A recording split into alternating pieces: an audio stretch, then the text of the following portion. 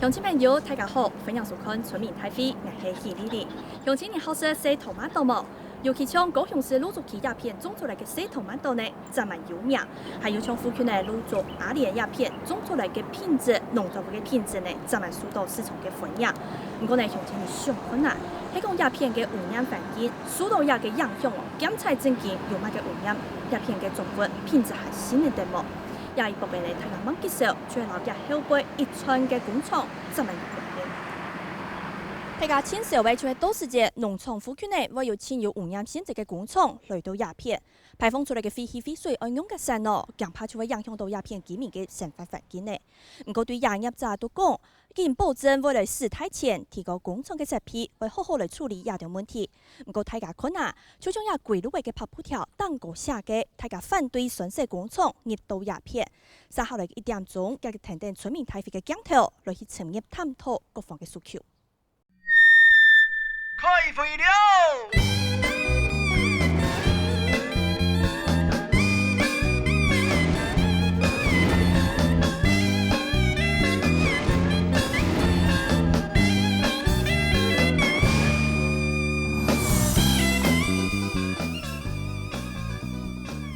！2年来呢，其实高雄芦竹、阿里鸦片附近的居民，大家忙接受，就会认证鸦片附近的推动农地，也个土地呢，就会释出农地，本民间的业者来做工业开发。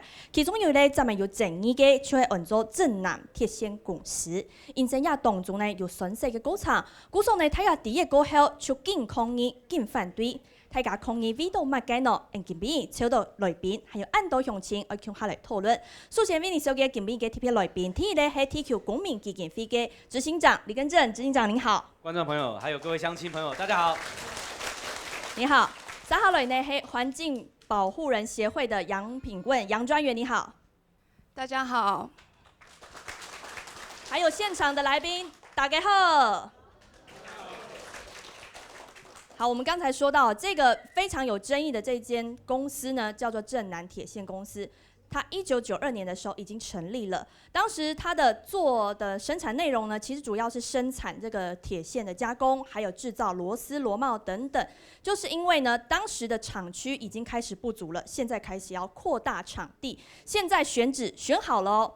就在这附近，但是呢，附近的居民其实是很担心。或许你会想说，或许大家会想说，要盖工厂，不是感觉应该要很受地方的欢迎嘛？盖工厂促进经济迈向国际，听起来好像很不错。可是呢，这里的居民却是群起抗议、群起反弹。到底抗议为了什么？一起来看。空中的悬浮微粒超标了。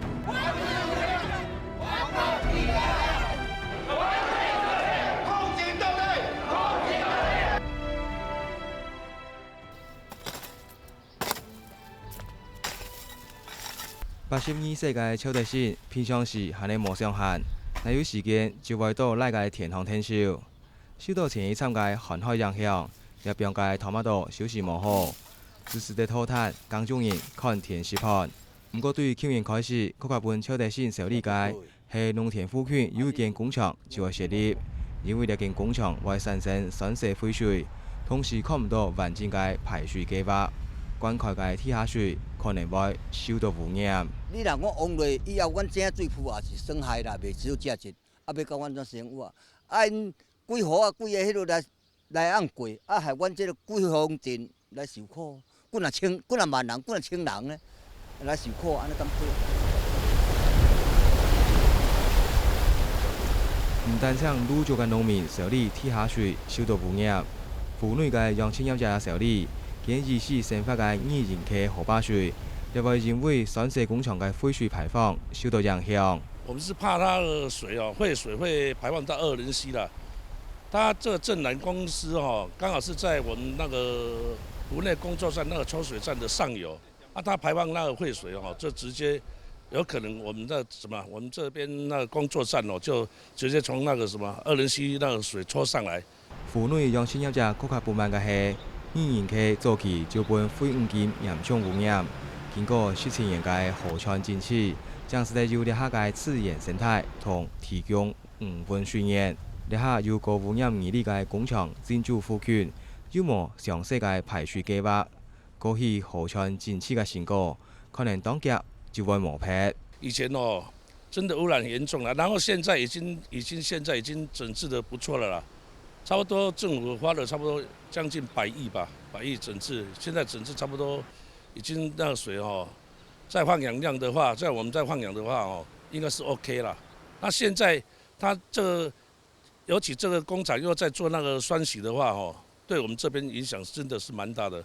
面对居民的受理，晋南铁线公司也对救援的说明非常强调。废水回收率是得到救上，让外界放心。现在的设备不像之前了啦，现在的设备都比以前还要好了啦。不惜中资也投入蛮大的金额在废水这个区块。我这是生细呢，毋是电动都无关系。甲恁报其实即摆科技较早就无共，这个物件是足简单的处理，因也毋是当我这里做，公山路地来做，看上少就30间20间。虽然业者有心讨废水处理这个问题，不过全界以上无法度处理嘅部分呢，过来未来嘅监督机制还未完整，也得拢系居民上嘅问题。吉米上的问呢，还有嘛？呢？居民想要问的还有什么呢？我们从它的水源问题先来看到现在开发的位置紧邻农业特约区，这是大家最关心的问题。从它的这个目前的范围来看，好了，新园农场，我们今天就是要讨论这个地方，其中最具争议的，也是我们今天聚焦的公司，叫做正南铁线公司，13.9公顷，是位于在这个地方。从它的这个排放的水流来看好了，一路从它的这边开始流，中间开始经过了新园农场，然后再来呢往上流到营前排水，在这个区块，再慢慢的往西北方的这个二仁溪排，这中间呢会流过这么多的地方，可是呢有没有可能鹿竹跟阿莲这附近的居民间接或是直接就会受到影响？再来，我们来注意这个地方，旁边就是特定农业区，这边的范围高达1460公顷可能大家会觉得很奇怪，特定农业区不就是政府把它列作应该要好好保护、加以保护的范围，所以特定把它划出来，因为它是一块优良农地。可是现在要来盖工厂，假如是你的话，你会支持吗？今日来上高先从给乡亲请问有现场今天你也是实际有在种植作物，特定是受到这样子的影响，可能你的农场在附近，你的耕种的田在附近，你很担心工厂一设下去你会受到什么影响？欢迎你跟我们说说看你心中的诉求。大哥你好。它未来可能会产生2个很大的问题，第一个是空气污染。是。第二个是水质污染。假如是水质跟空污2个要排好了，你最担心哪一个会影响到？水质。为什么？因为那个如果污染了水源的话，我们那个就是不能灌溉。会影响到作物灌溉。所以像你种植小番茄的话，引的水是哪边的水？土库排水。土库排水有在这样子的这一连串的流域当中。是它附近。是附近。对，那个日月光这么国际大厂，是它都会偷排放污水了。那正南铁线公司它怎么可能跟我们保证它不会偷排放呢？所以说大厂都已经出问题，已经让我们很没有信心了。所以其实你的担忧是这个。是。OK， 好，谢谢这位先生，请坐。还有其他的乡亲可以跟我们分享一下，假如工厂设下去了，你还有影响担心的是哪一个部分呢？比方说农业之外，生活你有哪一些疑虑？这位大哥你好。最近我看到我们社区里面有很多年轻人愿意离开那些都会区回来我们这个，然后做他们想要做的事情，但是可是因为这一件事情在交谈中，他们会觉得说让他们很气馁，是他们换来这个环境的话，然后没有几年的时间，一个农场的话，一下子就变成好多像渔获村准一样，那个整个农场的话都是到处都是工厂，然后有做传产的啦，也有做机械的，甚至还有做化学原料的。那最扯的就是这个正南这个那个。你觉得他扯的点是哪一个？最严重的是？最严重的话，就像那个讲的，它南风的话，它一定有酸雾。酸雾一定会对我们的农业的那个，不管我们农业柑仔面嘛好，那个芭乐也好，或是说我们这里比较高经济价值的蔗啊也好，那个都会造成它那个受果的那个影响。谢谢，就是说安居乐业，想要安居乐业这样一个小小的心愿都很难。对。OK， 你好，谢谢，请坐。大家担心的是旁边的特定农业区，现在假如真的越来越多的工厂如雨后春笋般越来越多了，怎么办呢？旁边的作物是不是开始会受到影响？还有刚刚这位先生提到，其实我们很担心的是它的酸洗制程，因为这间正南铁线公司13.9公顷，主要是线材加工，那另外还有是制造螺帽，它会常常一直要用到酸洗，为什么呢？因为它就必须要用到一些酸的溶液去洗金属表面的一些氧化的锈蚀物，常常用到的溶剂就是盐酸、硫酸。刚才提到，它有很可能产生2个影响：空气嘛，水。那另外酸雾，我们来看到，其实厂商的环说书里面呢，自己就有提到说，他们一年其实会排放的是38公吨多的这个空气废气。那另外水的部分，一天950公吨，这么多。那大家非常担心的是这样子的问题，安居乐业好像越来越难，看不到一个方向。也要来请教一下其他的乡亲哦。还有呢，这个酸雾、废水、空气、水的话。还有你会担心的是哪一个部分呢？这20年来，咱政府已经开数十亿啊，迄钱额，伫这个二站巷溪已经甲伊整治甲讲袂歹伫的啊。算讲迄水质，毋敢讲100%无啥物讲污染，毋过含较早比起来是差几啊百倍迄个水质。伊的导电度嘛降低真济，无因屋内甲家庭啊是免会晓去抽到二站巷溪的水。起来饲沙物啊，甲饲南洋啊、含糜，因为因遐个水，大家知影，伊啊离海边啊足近，伊个水质抽起来是咸的，根本无法度去饲沙物啊。因府呢，甲车顶遮目前带咧等，就是讲，伊一旦着，伊准南讲的，伊90%，一工950吨入去的水，90%是要回收的，要灌溉因园区用啦。你甲看，伊10%的拢无解释呢。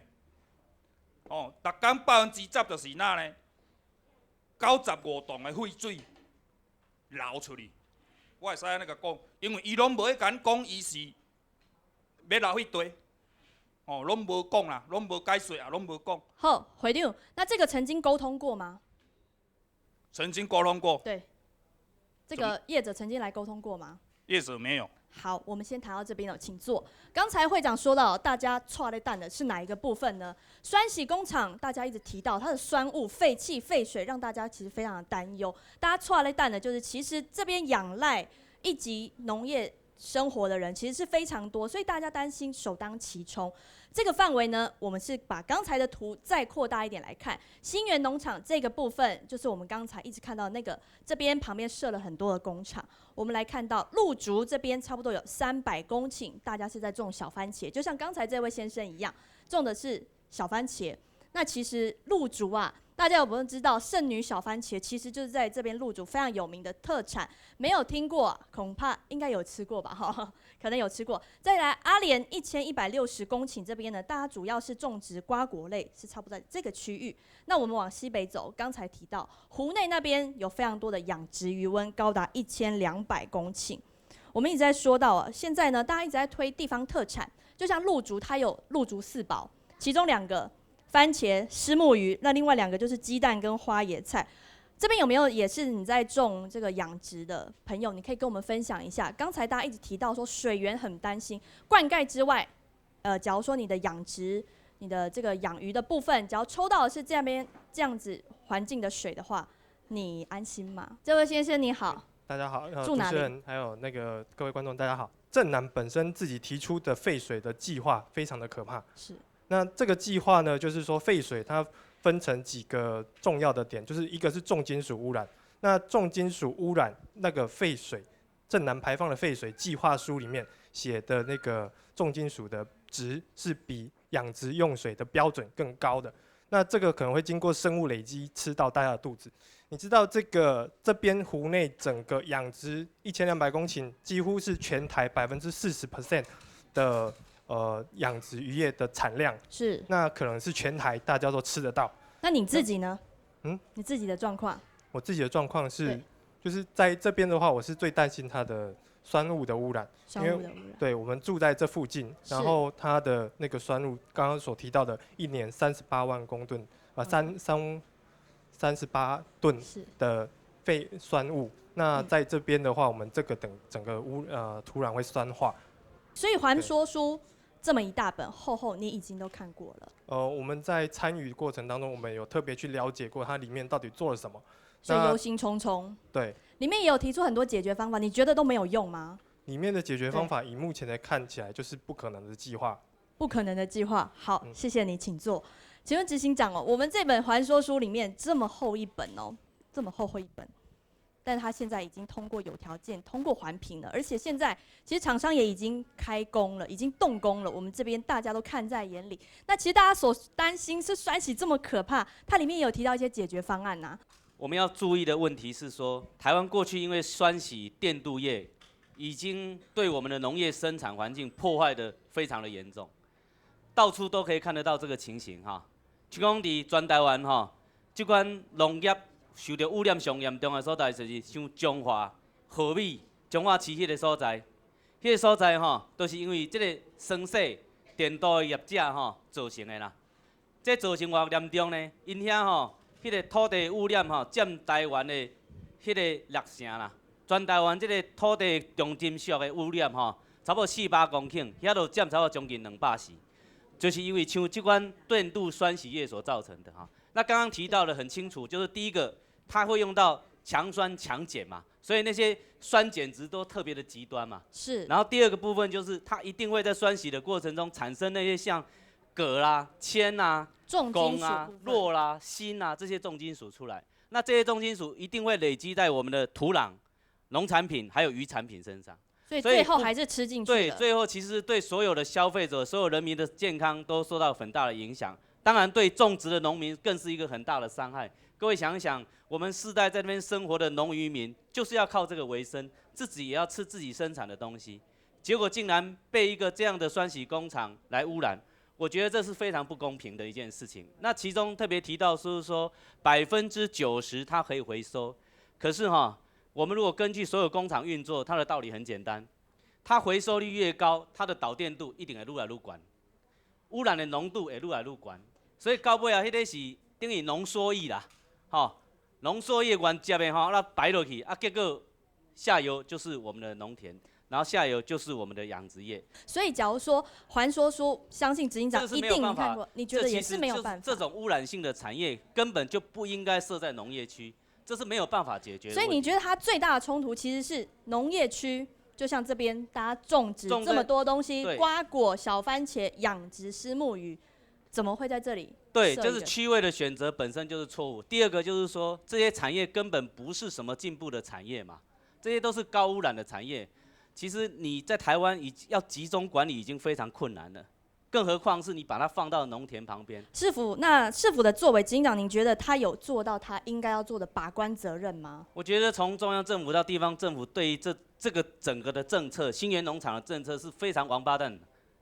对不起但是我要跟大家讲的是，基于如果我们从那个高速公路下来看，那片土地被糟蹋成这样，大家不会生气才怪。OK， 好，谢谢执行长哦。在这个之前呢，其实我们也有邀请高雄起进户，也有邀请这边的官员，是不是也一起今天拨空来参加我们今天的录影论坛？但是呢，其实市府方面是说今天可能不太方便出席，所以很可惜今天没有看到市政府的官员。假如有的话，欢迎可以来跟我们现场做一些说明跟补充。而我们的采访团队呢，之前也已经去到了高雄市政府的经发局来做了简单的访问，来看他们的回应。正南铁线在送环评的一个过程当中，市府这边开了2次的专案小组，那也开了1次大会。那在相关的一个审查当中呢，除了说要求它的水要回收90%之外，那对于它所排放出去的这一些水当中，它的品质我们都做了最严格的要求。他们也承诺公开用这一个公文送到市政府，他们希望说将来他们营运的时候呢，会把他们的污水排放的检验报告公开在大门的门口，而且对于他们排放出去的这个水质呢，他们会设一个排放口。那民众有疑虑，他可以去采水送去给专业单位检验，如果超标的话，他们愿意负责。我们看到的这位是高雄市经发局工业辅导科的科长游淑慧，他说的，大家听在耳里哦。他说，假如超标了，业者他其实是说业者愿意负责的。可是，假如真的，我们大家当然都不希望要超标啦，都希望它一切都可以符合。可是，假如真的超标了怎么办？不小心排放出去了，谁又该负责呢？科长说，业者愿意负责。那市政府它的把关是这样子的作为。我们继续来看到啊，其实带大家回到2年前，我们来看到这份高雄市政府的公告，他说的是什么？5月30号当天，高雄市政府针对正南铁线公司要在这里设一个工厂这样子的环境影响说明书，已经公布了它的审查结果，其中2个重点。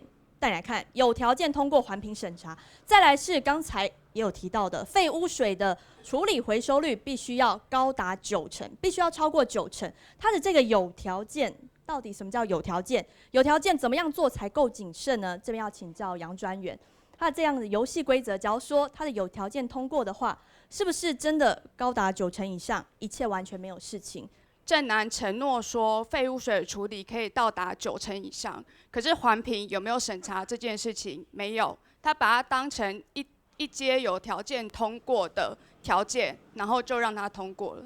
我们理解说，我们的理解对于环评的理解是，它应该审查各个环境的污染跟它的环保的保护的方案。那其实废水处理回收率达90%以上，就像刚才李执行长说的，它非常的困难。那你环评委员，你不需要去审查这件事情吗？我觉得对我们来说，我们觉得应该进2阶，然后来审查这个东西，而不是你把它放到条件说，哦，你只要达成，我们就可以让你通过。所以是一个自己写出来纸上谈兵，他说我自己可以达到90%，那事实上呢，谁知道？对，事实上其实环评委员应该要去审查，你如果不审查，就等于说你放任正南去开这个空头支票。然后事实上，如果他最后如果没有办法处理的话，那影响的就是路竹这边的乡亲啊，跟就是湖内那边的乡亲。那高雄市政府你们能够负责吗？污染如果造成的话，你们要怎么办？污染只要真的造成的话，谁又应该要负责，谁又应该要承担呢？这样一块好好的特定农业区，现在怎么会变成工厂林立的一个工业特定区呢？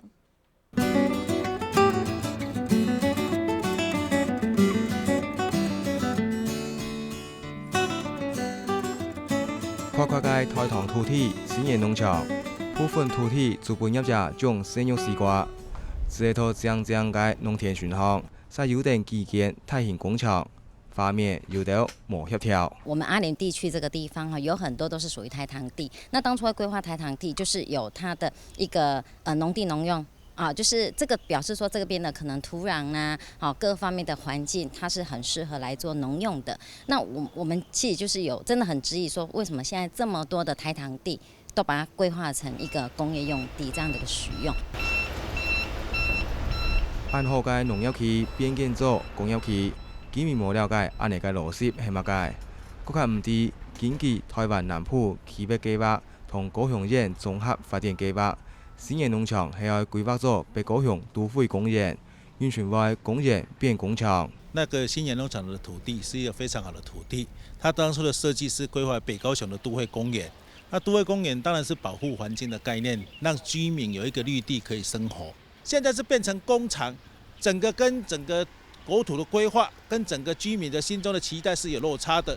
这政府，我是觉得随便通过计划就打破了国土的规划。国土规划影响当前当然必须要好好计划。下届新业农场已经出租60公顷本业者，全界180公頃土地，未来係咪也會陸續進行工業開發？可能係居民不滿下屆選擇工廠設計之外，另外一個受理嘅問題。我们今天现场来了非常多的乡亲一起跟我们参与这个讨论。我们也要邀请这边有没有相关这次的主开发的业者？今天假如说您有来到现场，或者说市府官员，我们也有来到现场，欢迎你一起加入说明。业者今天有没有来到现场？欢迎你可以在旁听，甚至是加入我们的讨论，也非常的欢迎哦。再次询问一下有吗？欢迎你。其实这是一个机会跟大家说明，也是解决大家疑虑哦。因为呢，大家有非常多的疑虑，今天这边一一提出来，而我们也要为大家来说明一下。这个大温暖、大投资、大温暖这样子的计划，其实当时在2006年就已经抛出来了。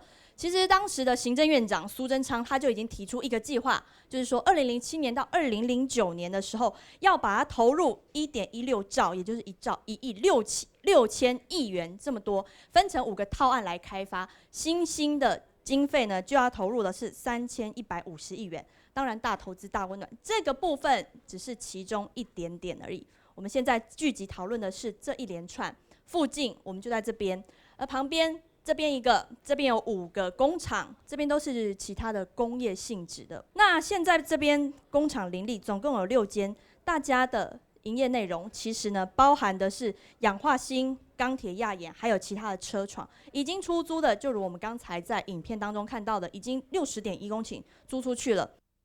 其实很奇怪耶，这里不是台糖的土地吗？请教执行长，台糖的土地它怎么现在好像变成工业的用地提款机一样？刚刚主持人有提到，就是说在2006年的时候，苏贞昌当行政院长的时候，提出一个叫做大温暖大投资计划。执行长，这个当时是在什么样的背景？那个背景就是当时民进党执政的时候，提出召开了一个台湾经济永续发展会议。那个时候宣称说有56条结论哈。基本上不管国民党或民进党执政一上台，基本上都会先跟财团开大会啦。开了大会之后，财团的要求通常就是什么呢？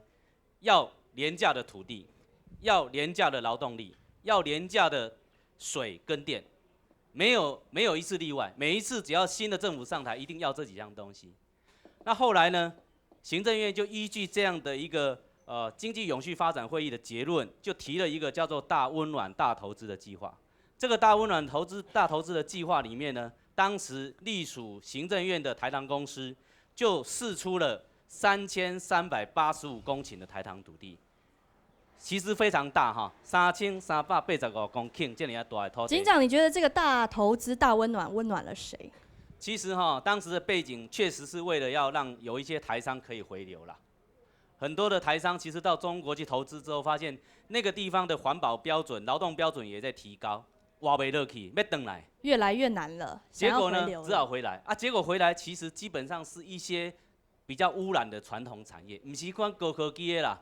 会当生存的吼，伊免走回来啦；袂当生存的都走回来。啊，结果走回来是这款污染性的产业。所以他要选址的地方，先选哪里？先选到了。其实就是因为你要征收私人土地很困难，所以最容易下手就直接用台糖的土地。所以当时在这个计划里面呢，本来在新园农场要搞的其实是将近240公顷呐。240公顷，那后来其实就是先开发那几个工厂嘛，加起来大概60公顷。那其实这整个计划的源头，我刚刚会骂那么大声的话，是说从源头当年的中央政府到地方政府，根本不应该允许像这样的台糖土地来开发工业区了。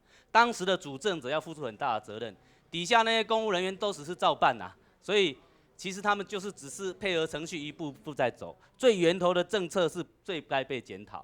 那60公顷，其实按照整个国家的法令里面，其实应该是不允许这样切割一个个开发啦，要有一个完整的环评程序。是，所以本来要开发240公顷，现在变成60公顷，这部分是怎么样被挡下来的？现在是只开发到60。是。当时就是幸好有我们在地的乡亲跟环保团体的努力嘛，所以我们是暂时不要让它再扩张。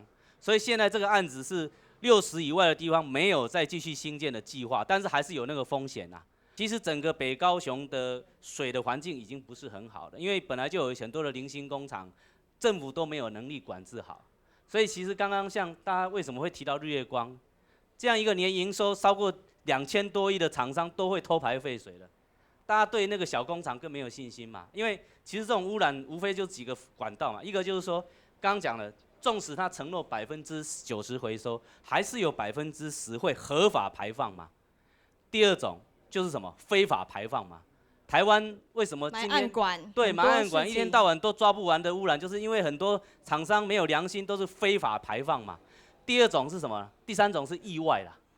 不小心的，对，电镀酸洗液最常是意外啦，是都有，就是非法排放液。哎呦，你的操作那不喝水，啊，似乎这些新闻我们也常常会看到，时有所闻。一旦涉的那个就是无穷的祸害啦。但像现在执行长提到，还有很多乡亲的疑虑哦，它到底是怎么样？这是大家心中的一个大问号。我们今天也非常欢迎业者，只要你有来到现场的话，欢迎你可以出面来说明，其实没有问题的，我们都会提供这样子的时间。还有市府呢，在做好一个把关的角色，我们也要来看看。假如说今天你没有到场的话，我们从这个时间轴来看好了，政府的作为是什么？2008年，民国97年的时候，当时经济部已经审查通过，要来申请这样子一笔土地。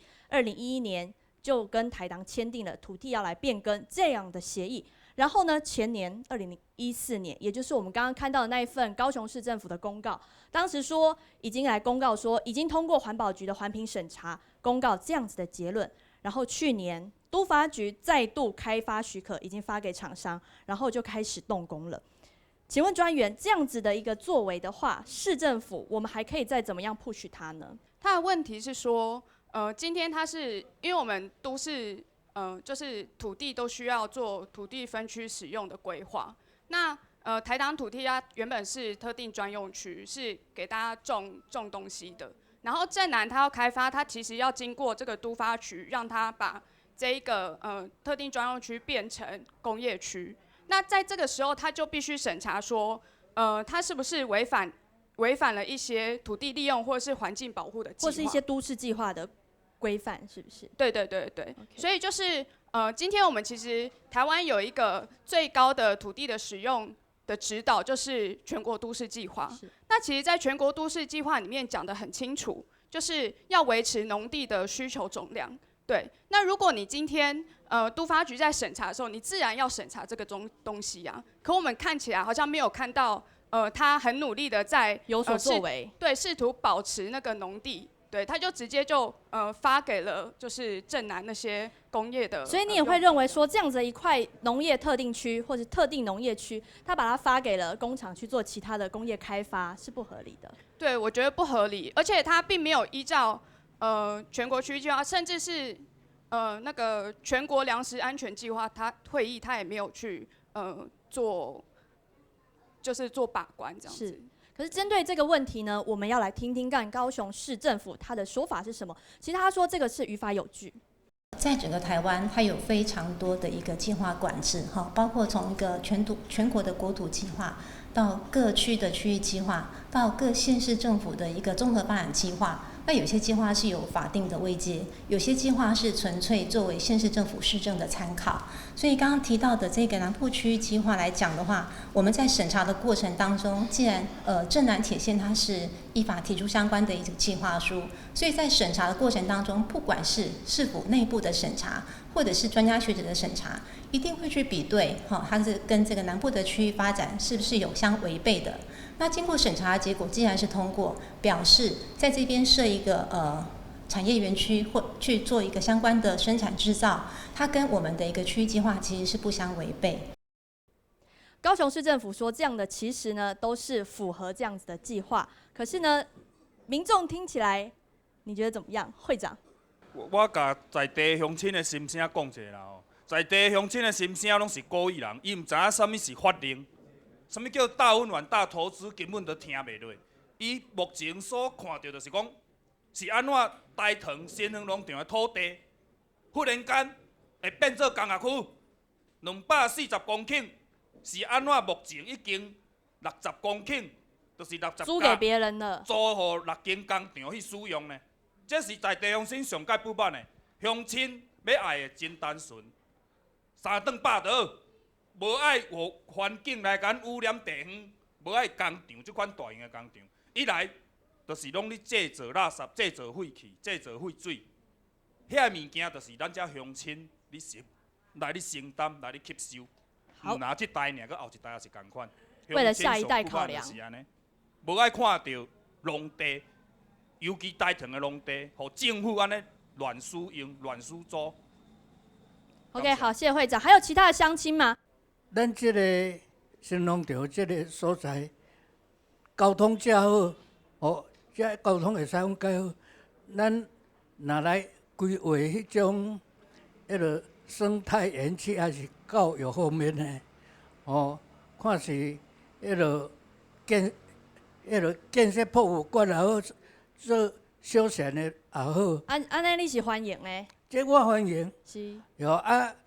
工业应该遮较无属工业区啦，路顶迄边工业区迄生态园遐工业区真了解者，迄落土地还未开发，为什么拢爱来遮？第一成本低啊，搁会当较袂受遐大的限制，所以这点我非常袂谅解。我就是有那伫担心讲，有一天我住伫遮80栋，是后壁面这后辈下防，若讲去遮关庙讲，你这所在若要大只，你一寡年轻的人就一直出来，拢无人要转来，就一直人口一直少去。阮真还阁有头将近头伫3000人，3000人左右。好，谢谢。多谢大家，谢谢。好。为了下一代着想，还有说呢，良田怎么会变工厂？是不是一个工业开发应该要集中在所谓的工业区呢？还有其他乡亲抛出你的想法吧。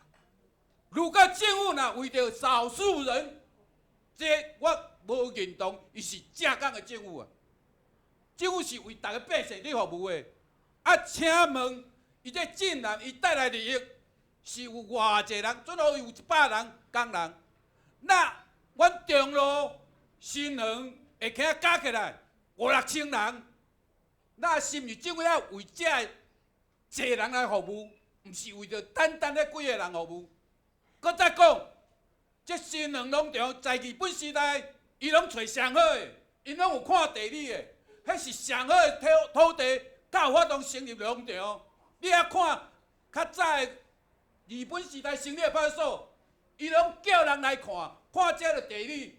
所以讲新园农场，这个土地是一个足好、足优秀的土地，毋只讲纯个新园农场。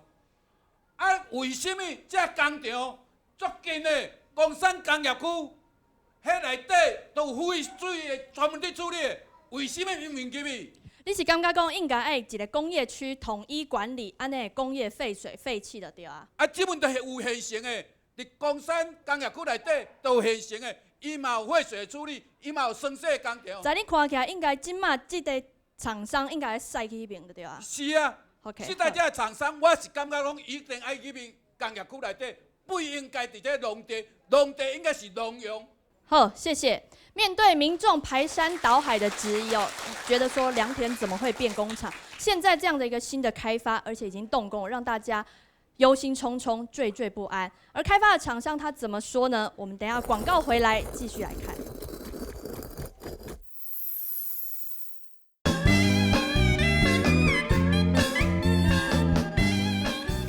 就是做很多村民台的讨论现场，咱今日来到高雄芦竹阿莲府区内来讨论亚个亚哈呢良田变工厂，本来是推动嘅土地亚哈稍微变做工业开发嘅案例呢。上一阶段呢，我们也听到非常多的乡亲提出你心中的诉求，表达你的心声。其实我们是为了下一代来着想，还有呢安居乐业的这样子小小的心愿。究竟未来有没有可能达成？其实我们今天也非常欢迎，假如说我们的开发业者有来到现场的话，欢迎您举个手，我们会给您时间好好的来说明，是一个说明，也是一个释疑这样子的一个平台哦。但是呢，我们事前在采访团队在邀请我们正南开发公司的时候，其实很可惜哦，就是说并没有要出席，不客出席。可是我们在这边也要给正南一些，我们把他的这个说法稍微整理一下，我们就用这个表格来看一下正南他面对大家一直提出来的质疑，他是怎么说的。首先上一个阶段，我们大家一直讲到废水处理，90%有没有办法做到呢？正南回应他说，绝对是没有问题的，可以达到90%以上，90%的废水，他都可以好好的来处理。我们下一章有一个流程图。那再来，有人质疑他排水线路不明，正南的说法是说，其实已经获得许可了，而且市政府也已经通过了，所以他才可以现在来动工，可以来设厂。那面对我们现在乡亲，其实要打的是行政诉讼。正南这个部分是说他一切是尊重司法的。还有我们刚刚说到这个回收9成，其实有乡亲对于这份的环评书是没有什么信心的。我们在这边呢，其实这位是这个之前在说明会上的时候，正南的开发代表。最有争议的这个酸洗废水，正南它要怎么处理？其实我们从这个流程图看到了，厂商每天它的用水是950公吨，它要经过处理。然后呢，一再提到的这个9成怎么做？它没有，它是说保证可以回收率是大于90%的。大家到时候也可以一起来去把关，一起来针对，好好的来看一下厂商到底有没有做到。855公吨是可以好好回收回去再利用的。大家也知道，像台积电它是有把它的废水回收回去，而且它的程度是非常高，之后是回去整个厂区再做利用的。正南有没有办法做到呢？其实我们今天也看到大家对它有没有信心哦。再来，它的这个9成回收了，其他剩下来的呢？剩下的要排去哪里？剩下的还要注意有95公吨，这些是会合法的排放出去的。在这个部分的话，专员，假如说在这样子的废水处理流程，还可以怎么做啊？我觉得正南它还没有处理的很好的部分，我们可以分成2部分看啦，就是有关回收废水的部分，它虽然说回收9成，可是我先简单讲一下。酸洗它其实正南它会经过处理，它会加碱水、酸碱中和，可是不是这样就没事了。酸碱中和之后，其实有一个很大的问题，就是导电度变高。可是为什么导电度变高？是因为变成它水中会有很大量的盐分。那大家如果知道，其实我们都很怕土壤盐化嘛，就是如果土壤里面有太多的盐的话，其实是种不出东西的。可是正南它针对这个盐的部分，它的废水处理，我们看不到它有什么太大的作为。那其实我曾经去问过正南他们的相关人员说，那这个盐的问题你要怎么处理？他的回答是，法规没有规定啊，法规没有规定，那我就不需要处理啊。这是你曾经跟正南的业者对话过的？对，就是在那个去年8月公开的说明会上面。所以假如说没有公开规定说这个部分要怎么处理的话，它可以放着就不处理吗？我们觉得不应该，而且照道来说，就算这没有规定，你环评应该有省道啊，因为它对环境有非常大的影响，所以我们觉得你应该进2阶嘛。对，那你如果今天它废水处理虽然说90%是回收，可是它回收拿来做什么？它有一部分其实是拿来浇灌。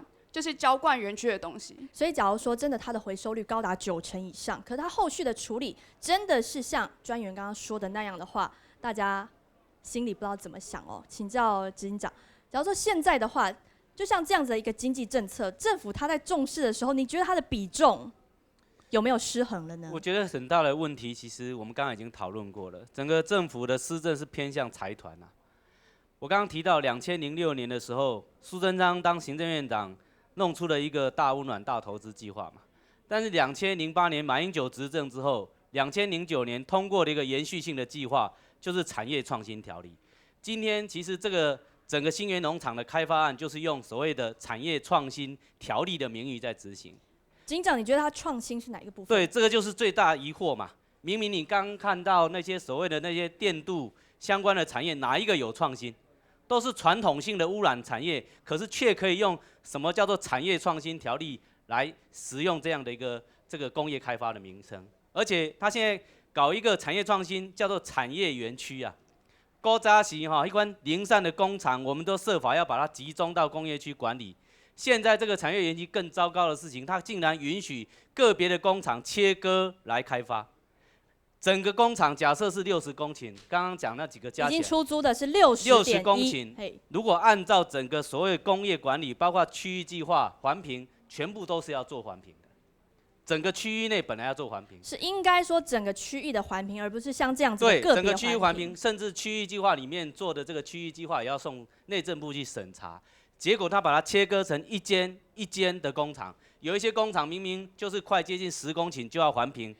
结果它变成9点多公顷，这样是因为我们的法规规定，在10公顷以上的这样的开发案是要做环评的。你看，可是它为了规避吗？对，很明显就是规避环评。你可以看得出来，整个台湾政府走到现在为止，最令人担心的一个问题就是政府合法的在迫害良民啊。OK， 好，谢谢执行长。他需要做环评，而这个案子呢，确实也做过环评。但是它的环评，我们的乡亲认为它是有瑕疵的。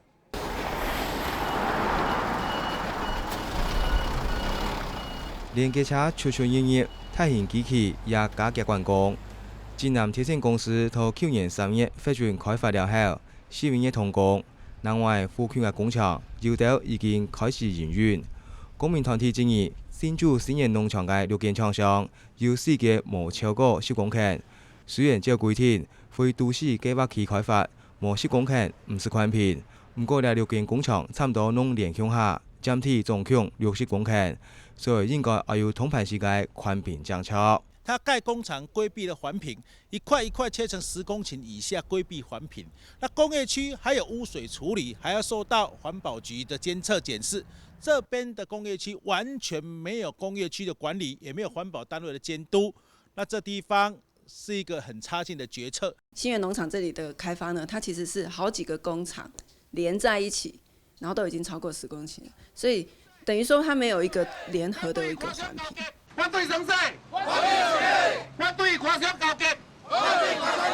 除了開發案有挑地規避寬頻嘅嫌疑，就連禮拜爭議性生態嘅晋南鐵線公司開發案，對寬頻審查通過到公告，附近世界區嘅居民都冇本人通知，裁定人嘅意見完全冇受到重視。這個環評的會議呢，它並沒有去邀請社區的居民來參加。我們的環評其實應該是要公開，讓各方的意見都能夠表達。可是社區居民，然後還有包含下游的用水的人，也就是說湖內茄萣這邊的漁民，他們其實都不知道有這件事情，也沒有來參與這個環評，所以這是一個環評的程序上的一個問題。居民除了陸續嘅抗議之外，目前也拖打行政訴訟官司，期待透過司法本案件實地翻盤。呢可能也係居民為咗捍衛自家抗權生活，姊妹實地作為部分。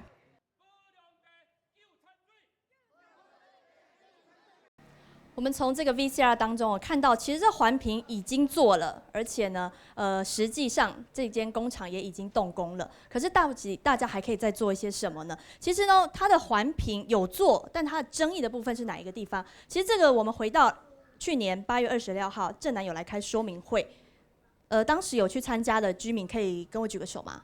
有去参加这场说明会的，所以其实是有来开、有来说明的吗？我们请教当天有去参加的这位乡亲，你刚刚有举手嘛？哈，当天有去参加这样的状况，是一个什么样的当天的气氛嘞？怎么讲？他是说有环境评估，可是我们整个就他说环境评估的时候，整个里面根本大家都不知道，根本不知道。其实这个在环评程序里面是要事前先跟大家。对，我们大家都不知道，这是事后才要求他们来开说明会的。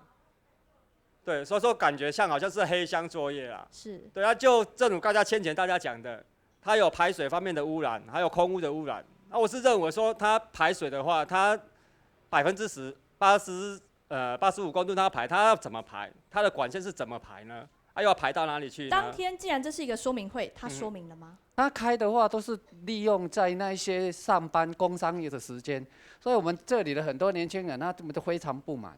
所以是真的。那一次我有去的话是根本就没有办法上楼，因为他那一天那个保警很多。保警。然后上面的话，我记得的话，就是他们的员工全部都叫他们员工。连签字连那个他那个是可能是一个流程啦。是。但是那个签名的话，那个也没有里面在签名，好像都是他们叫的内部的员工下去签名的。所以那一次开的会很糟。所以当天有来开说明会，但是呢，乡亲说这是在事后的状况，要求厂商来跟大家再次说明一下，或许是首度展开说明哦。那其他呢？还有其他是？官方所讲的都是依法有据啦，其实就是官商勾结啦。我甲你讲，伊要办环评，有来到阮现场办一场，应该是官方办说明会办呢，应该是经济部办这个说明会。我这个题目要变更，来互恁知影呢。今日去从头到尾，咱了有国家无啦？没有吧？所以你希望政府下一阶段，你对他有什么期许？伊已经做了啊，伊会讲伊无唔对啦。但是啊，你从头到尾你就定数无符合嘛。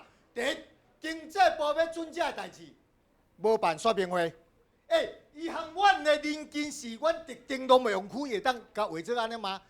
环评我甲你讲，中共有500几公顷，中共是做偌济的侵占，政府就要求做偌济侵占的检测呢，设偌济的这个监测站呢，这个空污监测站呢，是安怎伊要通过？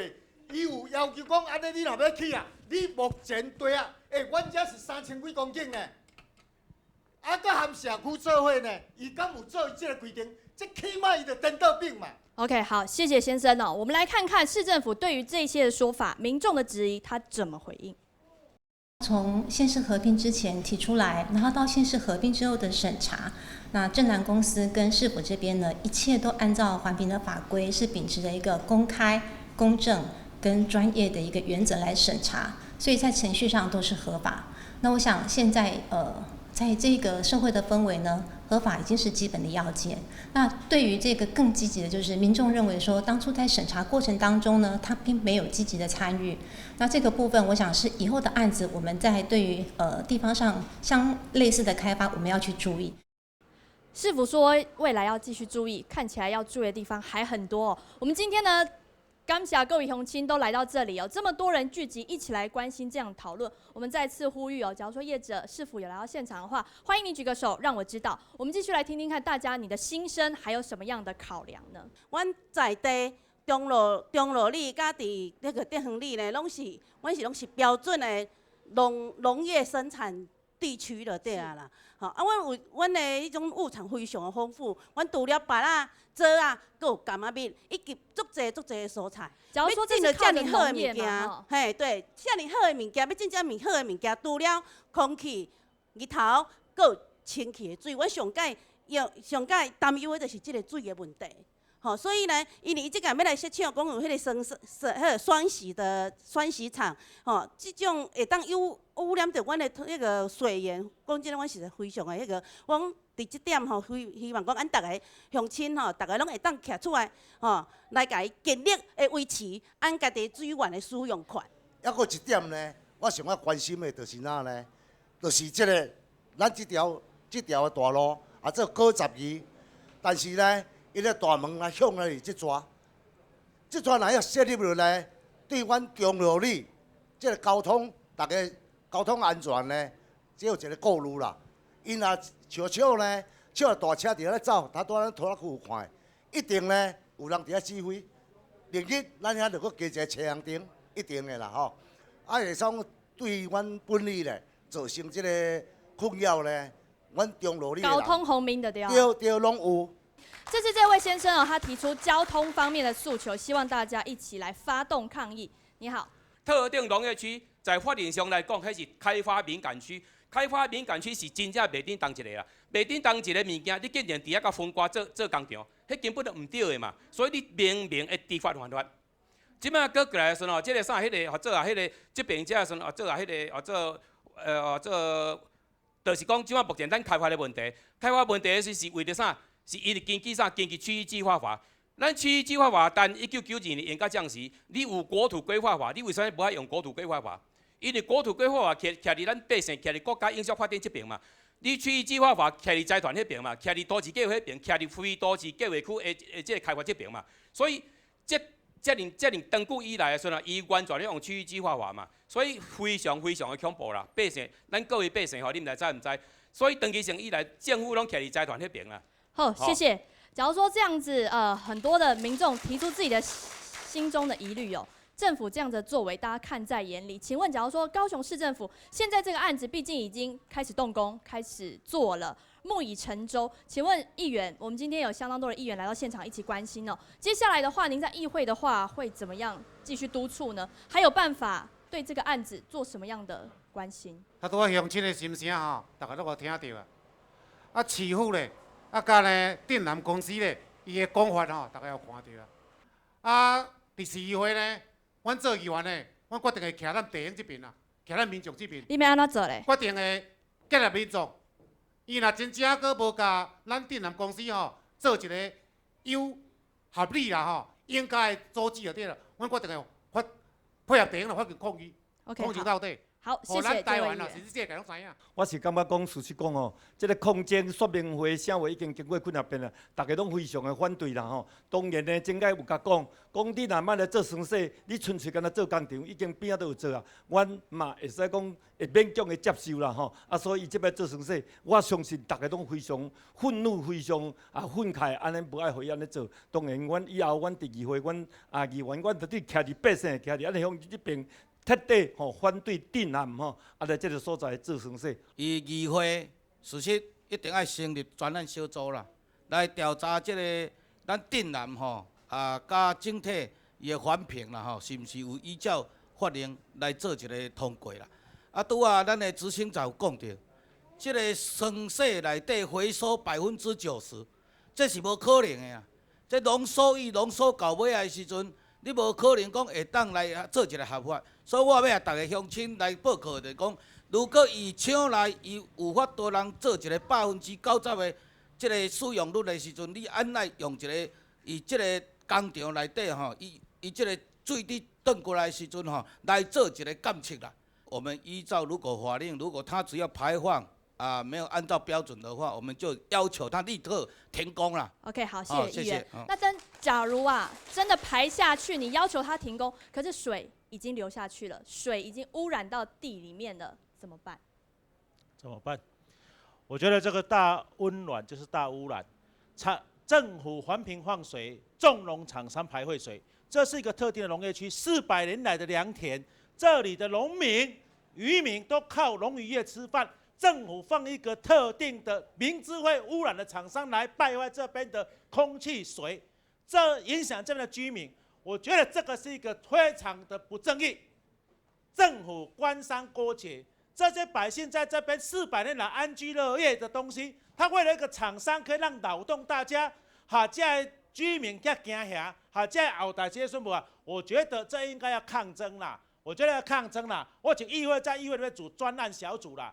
正南讲的话，我们觉得都是屁话了。那个好，哪有可能自我管理？一开始自我吹嘘说我可以90%回收，你干脆说你100%，剩下的吃下去。好，谢谢。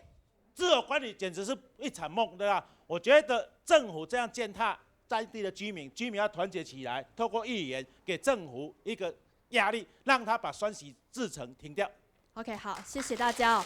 还有其他的乡亲也可以说，其实大家很多担心的是下一代的问题哦。我们个心愿呐，希望讲那个地方无污染，希望安尼，谢谢大家。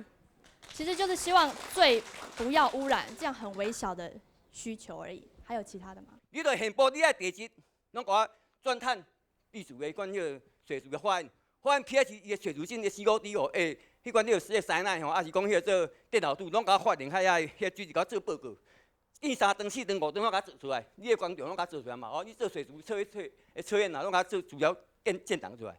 我随时就甲你检查遐水啊。随时检测。对，你个另外空污，你甲测一罐，你就像迄个刚好普通测一罐，迄个监测器。好，谢谢大家。为了下一代着想，为了未来的生活，为了未来的环境哦，我们大家提出了小小的诉求，其实这也是一个很微薄的一个为自己争取一个权益。今天呢，这么多的居民，这么多的乡亲都来到现场，提出你的诉求，表达你的心声。我们非常欢迎业者、公部门继续未来呢沟通的这个大门，相信是永远开着的。非常感谢今天这么多乡亲，按多个乡亲共下来参加，再见。